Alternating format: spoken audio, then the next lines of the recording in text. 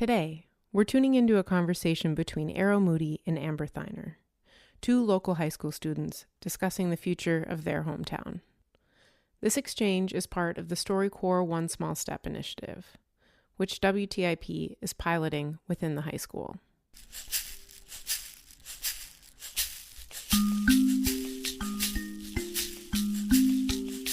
Thinking about the future of our community, what are your fears or concerns? Okay, this is a really big thing for me. My biggest fear is people who haven't grown up here, kind of like the old Richies, coming up and taking over the town, because I'm already kind of seeing that happening. Like, just even up where I live on Devil's Track Lake, like half of the cabins are people who are coming from like the cities, who are probably retired and like buying those cabins, which is like good for them. They worked hard.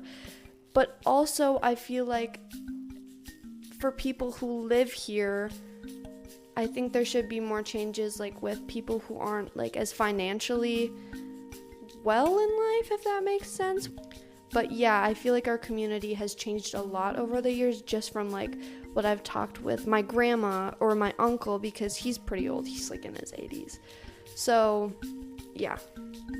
I think actually kind of the same for me. Like, I think my fears or concerns are kind of like that. Like, I don't know if I want to live here my whole life, but I would love to like come back. Exactly. Yes. Yeah, like maybe go travel for a while, but like, you know, like live here at least for a while. And it's kind of sad to me, and it's kind of like makes me nervous too, you know, if I want to come back. And you like, see the change. Yeah, well, and also like I don't know if I can with like how expensive things are, because, you know, people For moving sure. up here who have a lot of money can drive up the prices. Yes, and like, that's already been happening, so it's like, yeah. And it's kind of crazy that we're like young and we notice that, but it's like, it's kind of true. And I think it's also kind of hard to live up here with like grocery costs, because sometimes if I want to get, like my family wants to get good groceries, we have to drive all the way to Two Harbors to like go to Super One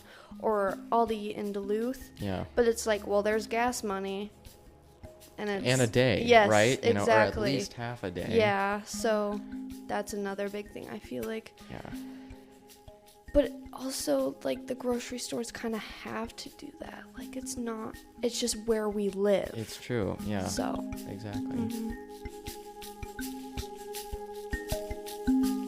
You've been listening to an excerpt from a StoryCorps One Small Step conversation between Eero and Amber, both high school students and interns at WTIP. Together with their classmates, they've been working on the One Small Step project within the school. One Small Step is all about connecting people through one-on-one conversations to bridge our differences and help remind us that even diverse perspectives can find common ground. Thanks for listening. I'm Barbara Jean Myers.